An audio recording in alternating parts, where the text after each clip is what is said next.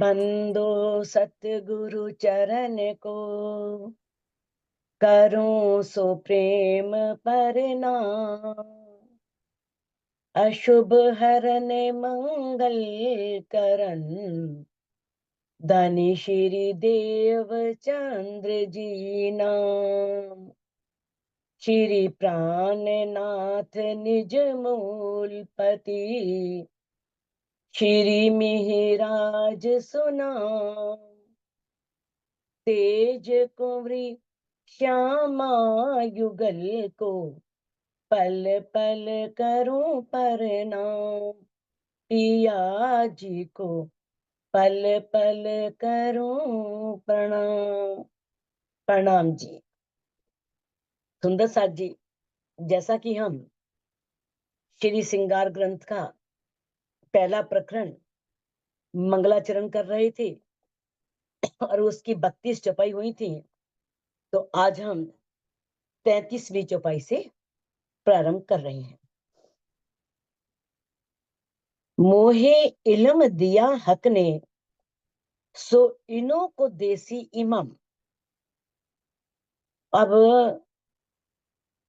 इससे पहले बात चल रही थी मोहम्मद साहब की, कि किस तरह से मोहम्मद साहब ने कहा था कि जब वो ब्रह्म मुनि आएंगे तब मुझे उस समय ये मानव तन मिले, ताकि मैं उनकी सोबत कर सकूं, उनके साथ रह सकूं। उनके इल्मुल लदुन्नी का जो प्रकाश है, ज्ञान का प्रकाश, मुझे मिल सके। अब इस चौपाई में धामधनी क्षतीत इंद्रावती जी के धाम हृदय में विराजमान होकर के बता रहे हैं कि मोहम्मद साहब क्या कह रहे हैं। मोहम्मद साहब कह रहे हैं, मुहे इल्म दिया हक ने, क्योंकि मोहम्मद साहब ही परम धाम में गए थे। राज्य से उनकी 90,000 हरफ बातें हुई थी और उन्होंने आकर के उसके कुछ संकेत वाणी में दिए थे, क्योंकि उन्हें शरीयत और तरीकत की बातें करने का अधिकार था। हकीकत मार्फत के राज्य ने कहा था कि वो मैं स्वयं आऊंगा और स्वयं आकर के उन भेदों को खोलूंगा।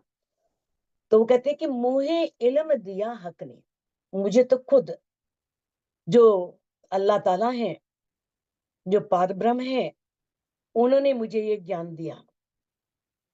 और सो इन्हों को देसी इमाम, लेकिन जो ये ब्रह्म मुनि है, इन ब्रह्म मुनियों को स्वयं इमाम मोहम्मद मेहंदी साहिबुज्जुमा प्राणा जी भी उनको कहा गया है, और इमाम मोहम्मद साहिब जुमा भी उन्हीं को कहा गया है। तो प्राणा जी जो है वो आकर के उन्हें क्या देंगे? ज्ञान देंगे, परम धाम का ज्ञान देंगे। कहे मुसाफ हदीसें तमाम, ये बातें जो हैं मुसाफ में, मुसाफ कहते हैं कुरान को, और हदीसें कहते हैं जो जैसे वेद लिखे ना, तो वेदों की सरल व्याख्या आगे उपनिषदों में कर दी गई। तो उसी तरह से कुरान के बाद हदीसें लिखी गई, जिसमें बहुत सरल शब्दों में उन आयतों को खोला गया। तो अब कहते हैं कि ये सब बातें जो हैं वो कुरान में और हदीसों में कही गई हैं। कुरान ए पाक, उसका पारा है 30वां पारा, और सूरत का नाम है सूरत 17 कद्र की। वहां पर आयत बोलते हैं चौपाई को, जैसे अपने चौपाई बोल देते हैं तो वहां पर आयतें होती हैं। तो आयत संख्या कौन सी है? 1 इना इंजुल्ला, और वहां से लेकर के 5-6 तक ये वर्णन किया है मलाइकतु रूहु। अब अक्सर जो पैगंबर हैं या जो विद्वान हैं, वो क्या करते हैं कि इसका अर्थ किससे लेते हैं? मोहम्मद सल्लल्लाहु अलैहि वसल्लम से या जिब्रील से लेते हैं, बस इसका अर्थ। लेकिन स्वामी जी ने अपनी टीका में भावार्थ में स्पष्ट किया है कि मलाइक फरिश्ते होते हैं ईश्वरीय सृष्टि, लेकिन यहाँ पर मलाइक तो नहीं है, मलाइक तू है, और रूह एक वचन है और रूह बहुवचन है। तो ये दोनों शब्द ही बहुवचन आए हैं, तो इसका मतलब फरिश्तों से है और रूहों से है। यानी कि इन दोनों का अर्थ सिर्फ मोहम्मद सल्लल्लाहु अलैहि वसल्लम या जिब्रील फरिश्ते से न लेकर के सभी जितने भी फरिश्ते हैं और ब्रह्म सृष्टियां हैं उन सब से, क्योंकि इसमें बहुवचन का प्रयोग है। आगे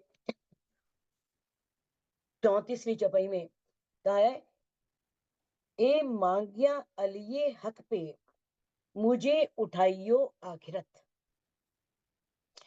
अब जो हजरत अली थे उन्होंने भी अल्लाह ताला से ये प्रार्थना की थी कि मुझे आप जब आखिर में इमाम मोहम्मद मेहंदी साहिबी जुमा यानी कि अल्लाह ताला इस संसार में आएंगे तो तुम उस समय वो जब ब्रह्ममुनि आएंगे, ब्रह्ममुनियों के साथ वो प्रकट होंगे, तो मेहंदी के यारों में ने मैं पाऊं निस्बत, मुझे उठाइयो आखिरत, मुझे आखिरत में उठाना।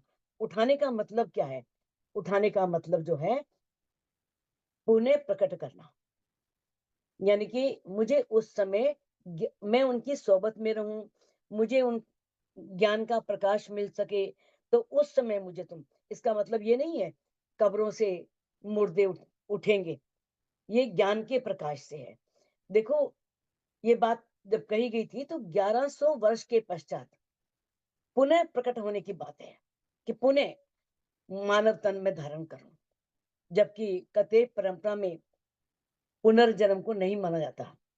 कते परंपरा पुनर्जन्म को नहीं मानती, लेकिन अगर हम तारतम्य ज्ञान के प्रकाश में देखें, कतेब ग्रंथ जो है, कुरान है, उनको देखें तो ये स्पष्ट होता है कि पुनर्जन्म अवश्य होता है, क्योंकि कुरान में खुद लिखा है, बिल्कुल स्पष्ट रूप से कह दिया है कि क्या इन लोगों ने देखा नहीं कि अल्लाह ताला पहली बार कैसे पैदा करता है और पुनः उसकी पुनरावृत्ति करता है। भाई पहली बार कैसे करता है पैदा, और दोबारा फिर कैसे पैदा करता है, वो पुनरावृत्ति मैंने दोबारा उन्हें पैदा करना। तो ये जो बात कही गई है, समस्त जितने भी पैगंबर हैं, चाहे वो अली, वली उल्लाह, इमाम, हजरत, जो भी ये सारे पैगंबर हैं, और इनकी इच्छा जो उन्होंने उस समय इच्छा की थी, तो वो इच्छा तभी पूर्ण हो सकती थी जब वो पुनः मानव तन धारण करें। तो इसमें यही कहा है कि हम तारतम्य ज्ञान के प्रकाश में अपने आत्मिक आनंद को प्राप्त करें। यहाँ कब्र से मुर्दे उठने का मतलब ये नहीं है कि कब्र में जो मुर्दे हैं वो उठ के खड़े हो जाएंगे, इस शरीर को ही कब्र कहा है। जो जीव मुर्दा होकर के सो रहा है उसे कुछ ज्ञान ही नहीं है।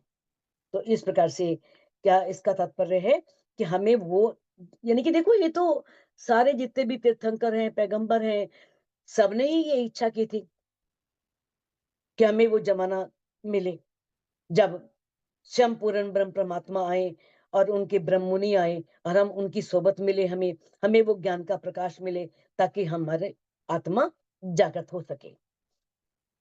आप कहते हैं इमाम जाफर सादिक, उन्होंने मांगिया हक पे। अब ये पैगंबरों के नाम है, इमाम जाफर सादिक, उन्होंने भी ये अल्लाह ताला से प्रार्थना की थी, ये विनती की थी कि मुझे उठाइयो आखिरत, कि आखिर के समय में जब क्यामत हो, उस क्यामत के समय में जब आखिरुल इमाम मोहम्मद मेहंदी साहिबी जुमा प्रकट होंगे, लिखा है ना, मुझे उठाइयो आखिरत मेहंदी के यारों में, उनके यार, उनके दोस्त यानी कि ब्रह्म मुनि जब इस नश्वर ब्रह्मांड में प्रकट होंगे, नश्वर ब्रह्मांड में आएंगे, तो उनकी हमें संपर्क में रहने का अवसर मिले, हम उनके साथ रह सकें। तो हमें उस समय, तो इसका मतलब तो जब बार बार वो प्रार्थना कर रहे हैं तो इसका मतलब तो पुनर्जन्म होता है, तभी तो उन्होंने प्रार्थना की है। उठाने का मतलब क्या है कि हम दोबारा मानव तन धारण करें, जिस समय वो अल्लाह ताला अपने जो उनके ब्रह्म मुनि हैं, ब्रह्मात्माएं हैं, जिन्हें मोमिन कहा गया है, मोमिनों के साथ प्रकट होंगे। तो उस समय हमें भी पुनः मानव जन्म मिले, ताकि उनके साथ रह करके हम तारतम ज्ञान के प्रकाश में उस अल्लाह ताला की, उस पारब्रह्म की पहचान कर सके। हजरत इब्राहिम इस्माइल जिकरिया एया सुलेमान, यानी कि मूसा इब्राहिम इस्माइल जिकरिया एया सलेमान, ये सब पैगंबरों के नाम है।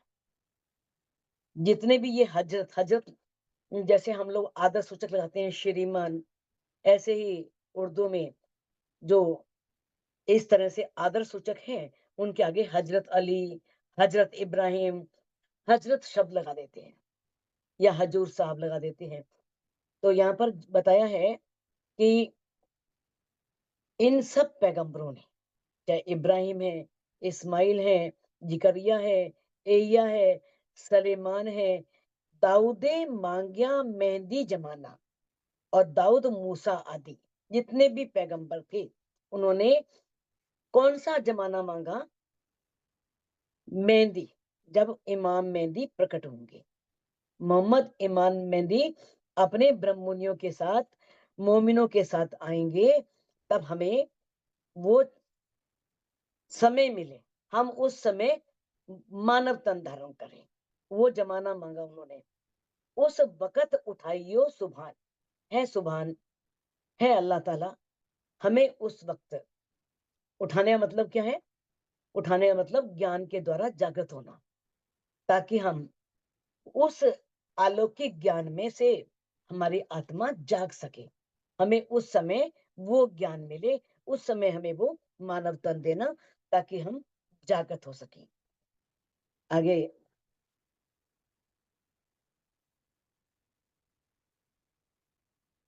लिखिया यो फुरमान में सब आवेंगे पैगंबर। अब कुरान में क्या लिखा था? कुरान में लिखा था कि आखिर में सभी पैगंबर आएंगे, जितने भी पैगंबर हैं, यानी कि ये नहीं, अगर ये बात लिखी है कुरान में पैगंबर आएंगे, तो इसका मतलब तो यही है ना कि मानव जन्म दोबारा होता है। क्या कहते, परंपरा मानती नहीं है मानव जन्म को, लेकिन कुरान की अनेक आयतों से, अनेक बातों से ये स्पष्ट हो रहा है कि मानव जन्म दोबारा होता है। ये सत्य है, ध्रुव सत्य है। यानी कि जैसे तारा ध्रुव अटल होता है ना, तो उसी तरह से ये भी एक सत्य है कि मानव जन्म दोबारा होता है। अब क्या लिखा है कुरान में? लिखा है लिखिया यूं फुरमान में सब आवेंगे पैगंबर, कि क्यामत के समय सभी पैगंबर प्रकट होंगे, जितने भी पैगंबर हैं सभी प्रकट होंगे। और सब जल नहीं, 37वीं, जासी जलती दुनिया सब पे कोई सके न मदद कर। और उस समय क्या होगा? सभी दुनिया वाले दुख की अग्नि में जल रहे होंगे, यानी कि वो दुख की अग्नि में जल रहे होंगे, लेकिन दुनिया के लोग उनके पास मुक्ति के लिए जाएंगे। यानी कि जो लोग हैं सारे, वो जो दुख की अग्नि में जल रहे होंगे ना, वो उनके पास मुक्ति पाने के लिए जाएंगे। लेकिन उस समय, यानी कि कहने का भाव यह है कि जो पहले जाग गया, बाद में वो पैगंबर उनकी कोई सहायता नहीं कर पाएंगे। यानी कि आखिर में कोई पैगंबर भी उनकी कोई भी सहायता नहीं कर पाएगा। यह प्रसंग कुरान में कई स्थानों पर है। जैसे पहले पारे में आयत नंबर 30 में है, दूसरे पारे में आयत नंबर 247 में है, 3 नंबर पारे में आयत नंबर 251 252 में है, और पारा 16 में आयत नंबर 107 108 में। तो देखो, सारे प्रमाण दिए हैं। अगर कोई ना माने तो वो कुरान खोल करके और अपने उन पारों को निकाल करके, पारा मीन्स प्रकरण, अध्याय, तो उसमें वो आयत, वो चौपाई देख करके 30 नंबर आयत को निकाल लें पहले पारे में, दूसरे पारे में 247 नंबर आयत को निकाल लें, तो उसे पढ़ करके अपनी संतुष्टि कर सकते हैं कि वास्तव में ऐसा लिखा गया है, ऐसा कहा गया है। आखिर मोहम्मद छुड़ावसी और आग न छूटे किनसे, बाकी पैगंबर उनकी सहायता नहीं कर पाएंगे। अब आखिरी मोहम्मद कौन से हैं? हकीम मोहम्मद, प्राणनाथ। कुरान में ये बात बिल्कुल स्पष्ट लिखी है कि जब सारी दुनिया त्राही त्राही कर रही होगी, दोजक की अग्नि में जल रही होगी, कहते हैं, तो आखिर में वो इमाम मेहंदी प्राणनाथ जी आकर के ही उन्हें मुक्ति देंगे, उसे उन्हें उस नरक की अग्नि से मुक्त करेंगे। सब जले आग दोजक की, ए लिखिया जाहिर फुरमान में। ये कुरान में बात स्पष्ट रूप से लिखी है कि सब नरक की अग्नि में जल रहे होंगे, लेकिन आखिर में कोई पैगंबर उनकी सहायता नहीं कर पाएगा। सिर्फ इमाम मेहंदी आएंगे और वो आकर के उन्हें इस दोजक की अग्नि से छुड़ाएंगे, उनको मुक्ति देंगे। तो ये बात स्वामी जी ने टीका में सब क्लियर करी है कि कहां कहां पर ये बात कही गई है। तो कुरान में भी बताया है, सूरह हुश्र 51 नंबर पारा 28 में ये प्रकरण, ये प्रसंग आया है कि एकमात्र मोहम्मद साहब ही संसार के लोगों को दोजक की अग्नि से छुड़ाएंगे। मतलब ये बातें क्यों दी गई हैं, ये प्रमाण क्यों दिए गए हैं कि ये ऐसा नहीं है कि मन गढ़ंत हो रहा है या अपने आप ऐसा कहा जा रहा है। ये वहां पर प्रमाण है, ये बातें उसमें, ये प्रसंग आया है कि किस तरह से जो आखिरी मोहम्मद हैं, हकीम मोहम्मद, वो संसार के लोगों को दोजक की अग्नि से छुड़ाएंगे। अब जो मुसलमान लोग हैं, वो इसका बातिन अर्थ तो लेते नहीं है, वो इसका बाह्य अर्थ ले लेते हैं, और क्या कहते हैं, जो मुसलमान नहीं है, गैर मुस्लिम है, उनको कह देते हैं कि ये काफिर है, ये दोजक है। तो इस तरह से ऐसा कहते हैं। तो बताया है कि वास्तव में इसका जो तात्पर्य है, इसका जो आशय है, वो प्राणनाथ जी की हकी सूरत से है कि जो मोहम्मद साहब की आखिरी सूरत हकी सूरत है, जो मोहम्मद साहब की तीसरी सूरत है। तो जिन्हें, और उसी स्वरूप को ही आखरुल जमा इमाम मेहंदी साहिबु जमा कहा गया है। तो ये बात पहले ही मोहम्मद साहब ने हदीसों में पहले ही वर्णन किया है। बार कला, हिंद मुस्लिम बार कला, ये वर्णन आता है कुरान में। क्या कहा है कि श्री प्राणनाथ जी जो ब्रह्म मुनि भारतवर्ष के विषय में मिस्कात शरीफ, मुस्लिम शरीफ और सही बुखारी, ये नाम है उनके प्रकरणों के, उसमें लिखा है, मोहम्मद साहब क्या कह रहे हैं कि मुझे हिंद से ईमान की खुशबू आती है, हिंद से आ रही है ईमान की खुशबू, कि इन लोगों में ईमान है। तो वहीं पर सच्चा इंसाफ होगा, जबकि अरब में फितना उठेगा। अरब में फितना मैंने लड़ाइयां होंगी, युद्ध होगा, एक दूसरे पर आरोप लगाया जाएगा। तो मोहम्मद साहब ने ये बात उसमें क्लियर लिखी है कि मुझे हिंद से ईमान की खुशबू आ रही है, कि वहीं पर सच्चा इंसाफ होगा, और बाकी अरब में युद्ध होंगे, लड़ाइयां होंगी, और सब एक दूसरे को जैसे काट मार करते हैं, झगड़े होंगे इस तरह से। सब पैगंबर शर्मिंदे होसी बीच आखिरत। अब देखो, जब क्यामत का समय आएगा, जब स्वयं अल्लाह ताला, जिन्हें इमाम मेहदी कहा है या प्राणनाथ जी कहा है, वो जब हकीकत का और मार्फत का ज्ञान लेकर के आएंगे, खुद आएंगे, तो उस समय सभी पैगंबर शर्मिंदा होंगे। कहते हैं सब पैगंबर शर्मिंदे, होसी बीच आखिरत, आखिर के समय में सभी शर्मिंदा होंगे कि हमने उस समय ये बात नहीं मानी थी, हमें उस समय ये बात मान लेनी चाहिए थी। इत छिपी न रहे कछुए, खुले पट हकीकत मार्फत। जैसे ही हकीकत और मार्फत के पट मीन्स पर्दे, रहस्य, उनके अर्थ प्रकट होंगे, हकीकत और मार्फत जब प्रकट हो जाएगी तो उस समय कुछ भी छिपा नहीं रहेगा, सब स्पष्ट हो जाएगा।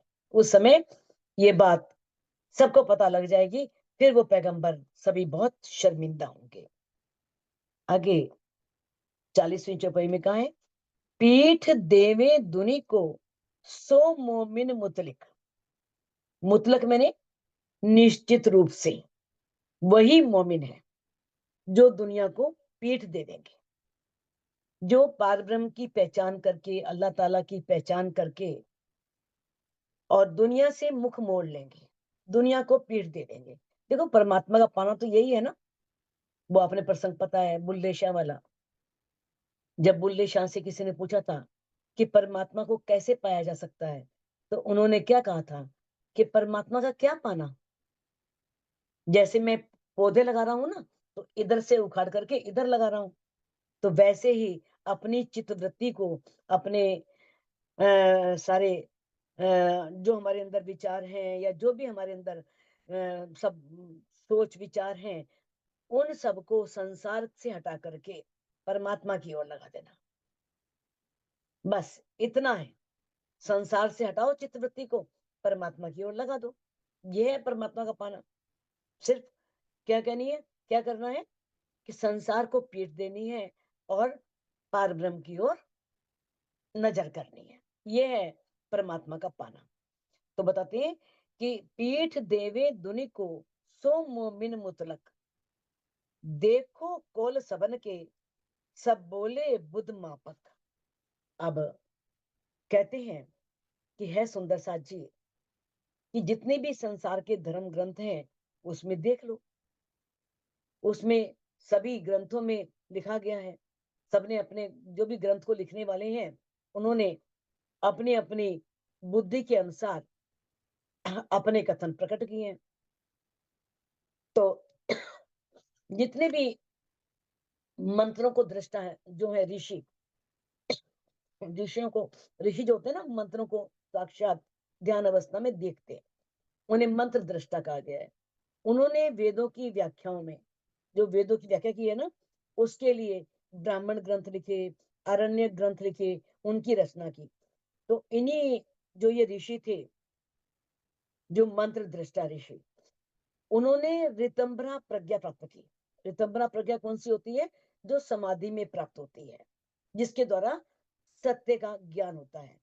और उन्होंने क्या किया था, 11 उपनिषद लिखे थे और 6 दर्शन लिखे थे। लेकिन आज क्या है, आज के समय में जो उपनिषद हैं उनकी संख्या 108 हो गई है। जो ऋतंभरा प्रज्ञा जिन्हें प्राप्त थे उन्होंने तो 11 ही उपनिषद लिखे थे ना, लेकिन बाद में इसकी संख्या 108 हो गई। तो ये तो स्पष्ट है कि जितने भी और संप्रदाय के लोग हैं उन्होंने अपनी बुद्धि से बाकियों की रचना की, बाकी उपनिषद लिख डाले। तो इसी तरह से चाहे पुराण है, उप पुराण है, अन्य जो ग्रंथ हैं तंत्र ग्रंथ, उनकी रचना भी यही दिखा रही है कि इन रचनाओं, जो ये रचनाएं हुई थी, उनका बौद्धिक स्तर जो पहले ऋषियों ने लिखी थी उनसे बहुत अलग है। ये बाद में तिकड़म लगाएगी, अपने हिसाब से उसमें अटकलें लगा दी, जोड़ दिया। यही स्थिति, चाहे वो तोरेत है, अंजील है, जंबूर है, जितने भी ग्रंथ हैं सबकी यही स्थिति है। जो मेन मूल है उसमें सत्य बात कही गई है, बाकी तो सबने अपने आप जोड़ दिया है, अपने आप उसमें आगे रचनाएं कर दी हैं। माहे मैले बाहर उजले, सो तो कहे मुनाफक। अब देखो मुनाफक किसे बोलते हैं, जो बाहर से कुछ होते हैं, अंदर से कुछ होते हैं। जो गंगा गए गंगादास, यमुना गए यमुनादास। जहां जाते हैं वहां की हाँ में हाँ मिला देते हैं, मिथ्यावादी। वो बाहर से उजले होते हैं, अंदर से मैले होते हैं, अंदर उनके कुफ्र होता है, अंदर उसके विकार भरा होता है। मासिवा अल्लाह छोड़े मोमिन, तामे कुफर नहीं रंचक। मासिवा अल्लाह यानी कि अल्लाह के अलावा जो मोमिन होते हैं ना, वो अल्लाह के अलावा किसी को नहीं मानते। उनके अंदर जरा भी कोई भी कुफर नहीं रंचक। कुफर कहते हैं माया का विकार। उनके अंदर नाम मात्र भी माया का विकार नहीं होता। वो पार ब्रह्म को छोड़ करके शेष जितना भी संसार है उनसे किनारा कर लेते हैं। वही है ना, जीवते मारिए आपको शब्द पुकार तक। वो जीते जी अपने आप को मार लेते हैं। मारने मतलब सांसारिक तृष्णाओं को मिटा देना, है ना। पानी में तो ये चौपाइयां आप कई बार सुन चुके हो, है ना, कि किस तरह से जो पहले आप मुर्दे हुए तिंदुनी करी मुर्दार, सुहक तरफ हुए जीवते उड़ पहुंचे नूर के पार। वो पहले मुर्दा हो जाते हैं, यानी कि ऐसा मुर्दा नहीं कि मर गए खत्म हो गए प्राणी निकल गए, नहीं। संसार की ओर से मुर्दा हो जाना। संसारिक चाहनाओं को, जो लोकेशना वित्तेषणा दारिशना, जो ये चाहनाएं हैं, इन चाहनाओं को मिटा देते हैं। और वो क्या होते हैं, पर हक परमात्मा की तरफ से जीवित होते हैं। और वो किस तरह से परमात्मा से मिलन भी करते हैं, परमात्मा उनको मिलता है। तो मुनाफिक आप समझ ही गए, जो सामने कुछ और पीठ पीछे कुछ। तो ये किस तरह से ये बड़े खतरनाक होते हैं। पाक दिल पाक रूह जामे जरा न सक।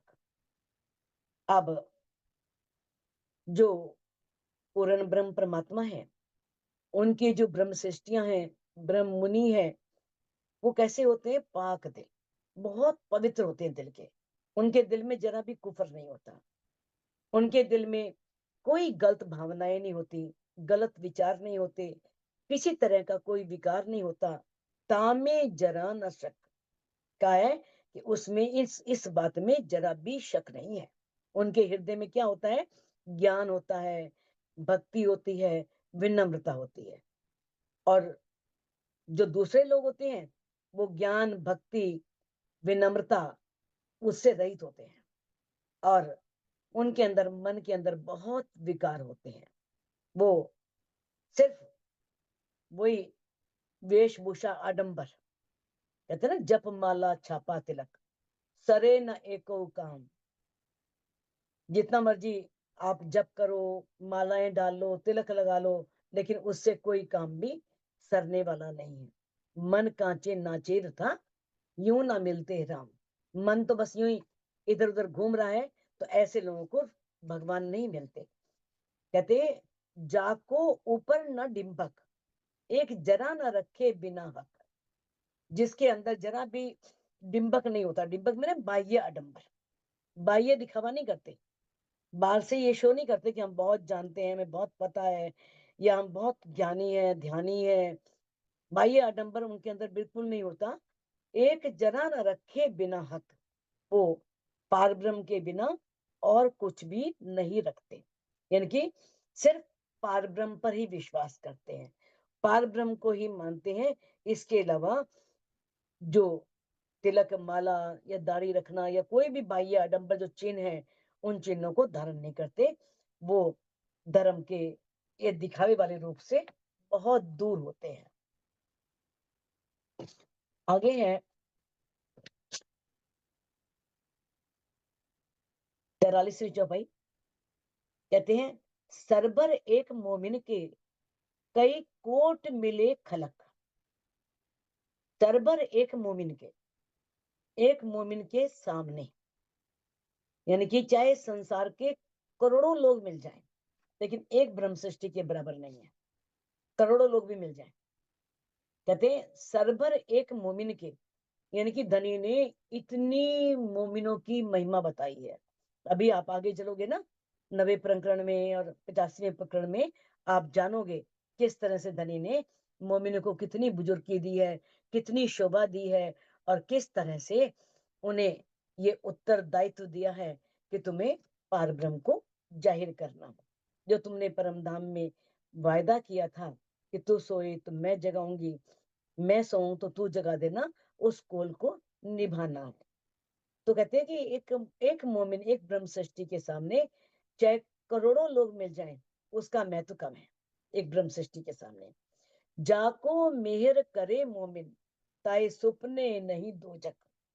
धनी ने मोमिनों को कितना बड़ा मर्तबा दिया है, कितनी बड़ी शोभा दी है। कहते हैं जिसके ऊपर एक मोमिन मेहर कर दे, अगर मान लो आपकी संगत है मोमिन से, किसी ब्रह्म मुनि से, तो उसे सपने में भी दोजक नहीं मिल सकती, उसे दोजक की अग्नि में, नरक की अग्नि में नहीं जलना पड़ेगा। तो जो ब्रह्म सृष्टि है वो इस संसार के जीवों पर विराजमान है और खेल को देख रही है, और उस जीव के जो तन है उसी को ही आत्म का भी तन कह दिया गया है। तो जो ऐसा जीव है ना जिसके ऊपर ब्रह्म सृष्टि की सुरता बैठी है, तो ऐसा जीव भी संसार के जो अन्य जीव हैं उन जीवों से अलग होता है। इस संसार से, इस संसार के चाहे करोड़ों लोग मिल जाएं, उसकी बराबरी नहीं कर सकते जिस पर आत्म बैठी है, क्योंकि उसके अंदर क्या है, पार ब्रह्म की शक्ति अंग रूपा, यानी कि जो आत्म है वो पर आत्म की सुरता है, पर आत्म राज्य का ही अंग है। जब उनके अंदर पार ब्रह्म की अंग रूप आत्मा विराजमान है, तो इस तरह से चाहे वो उनका व्यक्तित्व, शारीरिक रूप, शक्ति, कुल, धन, विद्या आदि में, चाहे वो अन्य जीवों से पीछे हो, दूसरे जीव बहुत ऊंची पद पर हो, बहुत ऊंची प्रतिष्ठा हो उनकी, उनके पास बहुत बड़े विद्वान भी हो, बहुत विद्या प्राप्त करी हो, लेकिन फिर भी उन जो मोमिन है जिनके ऊपर पार ब्रह्म की जो सुरता है, पार ब्रह्म की जो अंग रूपा पर आत्म की सुरता बैठी हुई है, तो उसकी जो महिमा है ना, उसकी बहुत बड़ी है, आध्यात्मिक, क्योंकि वो आत्म किससे जुड़ी हुई है, उस पार ब्रह्म से। तो उसके लिए उसके सामने करोड़ों लोग भी नहीं टिक सकते।